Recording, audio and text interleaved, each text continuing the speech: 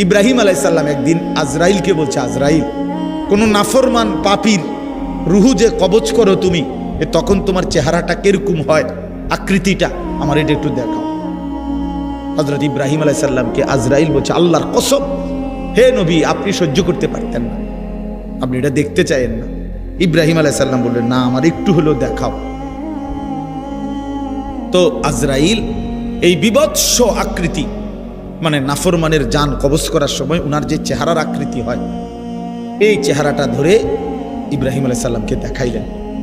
বিশ্বাস করেন, এই কিতাবে আছে, ইমাম কুরতুবীর কিতাব। ইব্রাহিম আলাইহিস সালাম একটা চিৎকার মাইরা বেহুশ হয়ে গেছে।